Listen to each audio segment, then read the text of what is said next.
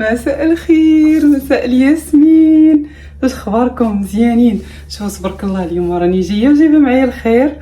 ولا لا يا لالا، اليوم ما شاء الله غادي نقادو كبسه سعوديه. حنا لابسين العباية صغار هكاك، لا باش نقادو هاد الكبسه.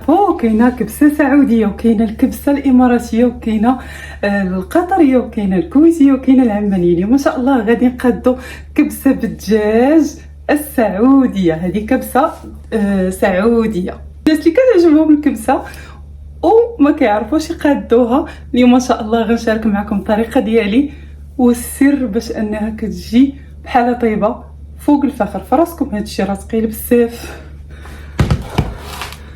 والله ثقيله. وهنايا بديت كنوجد المقادير. حنا غنقول لكم على هذا الروز البنات، راه غادي تلقاوه في كوسكو. بالنسبه للدجاج انا خديت من كوهينور. بالنسبه للعطريه خديتها من كوسكو، اغلبيتها كناخذ العطريه ديال كوسكو، كناخذ حجم كبير. خرقوم بلدي انا طحنا على يديه والبزار والقزبر يابس.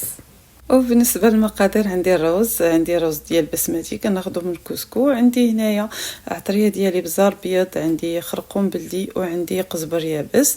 مقادير اللي مهمه نديروها في الكبسه هي عندنا ورق الغار، عندنا الهيل، عندنا عواد ديال القرفه مغسولين، وعندي هنايا الثومه، وعندي الثومه باودر، عندي بزوج. هنا كيف ما كتشوفوا عندي الدجاج، ولكن الدجاج انا ما كتعجبنيش الجلده، كنحيدها دايره غير الفخيضات ديال الدجاج. وهذا عندي الحار ديجا، هذا كنخدمو غير في واحد الصلصه، ممكن تزيديها ممكن لا، ممكن ديريها بلا ما يكون الحار. وعندي بصله ضروري تكون مقطعه مزيان، ماشي شويه كيف ما كتشوفوا هنا راني كنقطع فيها بطريقه يعني اش نقول لك، خصها تكون رقيقه ماشي غليظه، او ممكن انك تحكيها يعني. شفتوا اشنو درت بصله معها شويه زيت الزيتون، شويه ديال الماء باش ما يتحرقش ليا زيت الزيتون. صافي غنخليها حتى تبدا تحمر شويه، عاد غادي نرمي الدجاج ونرمي العطريه، لان بغيت هذيك البصيله، علاش بغيتها انا تذوب ما تبقاش باينه. هنا زدت العطريه ديالي كلها. دابا غنخليها غير شويه تطلق هذيك البصيله، وغادي نزيد مطيشه. من بعد غادي نزيد شويه دجاج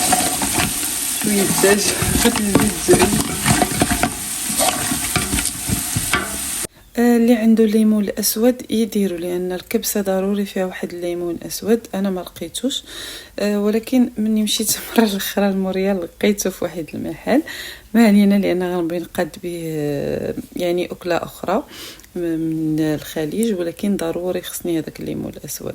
من بعد هنايا من كتشرب ليا ديك العطريه ديالي الدجاج ديالي، عاد كنزيد مطيشه اللي انا مخلطاها ما بين المحكوكه والمعجونه. ودابا زدت مطيشه غنخليها مزيان تحمر مع الدجاج حتى تشرب مطيشه.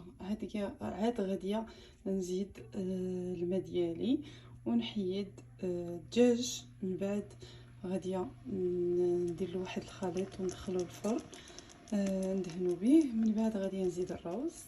من بعد ما تحمرات ليا المطيشه وشفات بقات غير زويته ومطيشه، دابا غادي نزيد الماء وغادي نسد حتى يطيب ليا الدجاج وغادي نحيدو.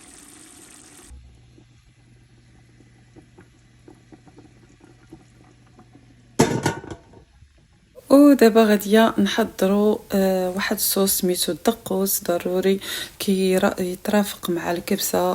هنايا كناخذ مطيشه، عندي مطيشه ديجا مطحونه، يعني مطيشه ديالنا.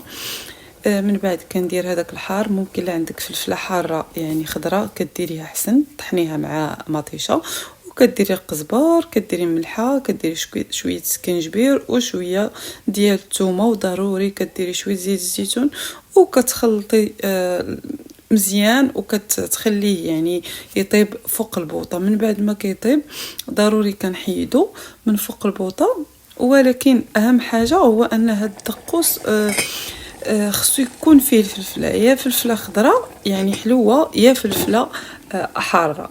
وهنا كيف كتشوفوا طاب لينا الدجاج ديالنا. غاديه نحيد الدجاج، من بعد غاديه نغسل الروز ديالي. كنغسلو مزيان اكثر من مره حتى كيصفى اللون ديال الماء ديالو، لانه ما باش نحيد هذيك النشا كامله. ما علينا. هنايا كناخذ شويه ديال الكاجو كنديرو في يعني في لاطا صغيره، غنديرو انا غير فران صغيور. علاش هاد شويه غنشعل عليه فران كبير ما جاتش. كنحاول نرش شويه بزيت الافوكا باش ما نقليش، لانه هما كيقليو. انا ما لا بغيتش نقلي، نخليه صحي. كناخذ هذا الخليط ديال المطيشه، غير مطيشه محكوكه، مطيشه معجونه يعني مطيشه الحك. كنزيد عليها زيت الزيتون وشويه من هذيك العطريه اللي وريتكم، مدخنه هذيك العطريه باش كتعطيني هذاك واش نقول لكم، باش يجيني الدجاج ديالي بحال فيه الدخان. اوكي صافي. هنا كما كتشوفوا تبارك الله الدجاج راه حبه حبه، يعني كيجي زوين بزاف. الكميه راه ما نقولش لكم، راه كثيره بزاف. ديت لصاحبتي وبقى عندي يومين كامله وحنا كناكلوا فيه. ملي يقول لي درنا الجوع شنو نديرو، كنقول له سير باقي الروز سير نديرو مع الكفته، سير نديرو مع اللحم. صراحه ملي كتكوني تصوري شي طبق كبير ماشي سهله. كيف ما كتشوفوا هو الدجاج ديالي تبارك الله كيفاش جا. شفتوا التحميره كيفاش جات، وبلا ما نحتاج لا نقلي لا حتى شي حاجه. من بعد كندير الروز ديالي في هذاك الطبق الكبير ديال النحاس. وهنا زينت الطبق ديالي بالكاجو. من بعد ما درت الدجاج قديته بهذا الشكل. شوفوا بالنسبه للزينه راه قلتها لكم شحال مره، انا راه الفكره اللي جاتني في راسي كنحاول نخرج منها شي حاجه زوينه يعني تعجبني. كيف ما قلت لكم شوفوا تبارك الله التحميره عجباتني فريمون، جات زوينه بزاف، لان بزاف الناس كيبغوا يحصلوا على هذا اللون ولكن خصهم ضروري تيقليو. شو تبارك الله كنقول لكم هنا راه تبارك الله راه طيب، ولكن هنا غنقول لكم السر باش انه كيجي فيه ريحه الدخان. كتاخدي واحد يعني جمره كديريها فوق البوطه. انا كانت الشمعه حدايا سخنتها مزيان، كنديرها في الومنيوم وكنسد عليها بالمقله وكنخليها حتى كتطلق فيها هذيك الريحه ديال الدخان. عاد كنحيد. وهنايا كيف معروف على الخليجيات من بعد ما كيطيبوا ضروري انهم كيديروا البخور. وهذه حتى حنايا المغربيات ملي الدار ديالك كتكون لي فيها ريحه الطياب ضروري انك ديري البخور للدار كامله. هنايا كنحاول انني كنخلط البخور. انا صراحه كندير بزاف الانواع، كندير صرغينه، كندير العود، يعني كنحاول نخلط. كتعجبني الريحه لا ديجا سيرتو لا كانت مخلطه. وهنايا اختكم راه جالسه كتبخر ضروري ما نعيشوا الاجواء. هادشي انا صراحه فريمون علاش كيعجبني الخليج بزاف. البنات صحاباتي كيقول لي علاش فيما كندور كنقول لهم شوفوا انا راه باقا عجبني الخليج.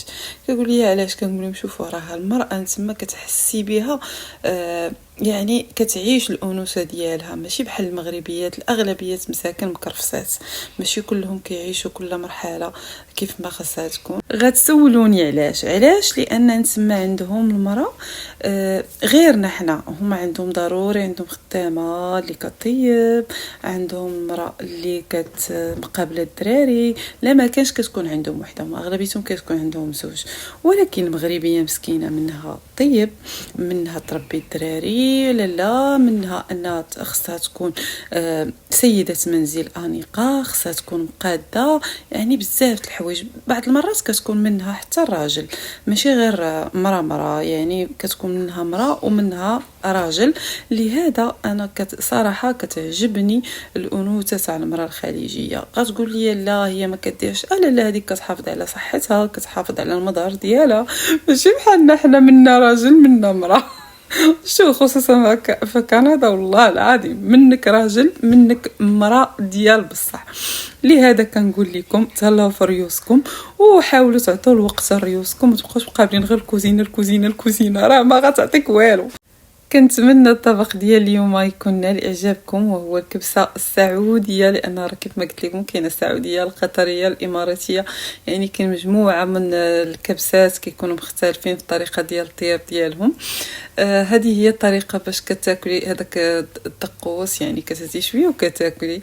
هنا غادي نعطيكم القيمه الوحده، والله ما كرهتكمش كاملين تكونوا جالسين مشاركين هاد القصيعه والله ديال الكبسه. وهنا كنقول لكم السلام عليكم وتهلاو في ريوسكم، واللي باغي يتابعني في الانستغرام راه غنحطوا لكم الصندوق الوصف. وبسلام عليكم.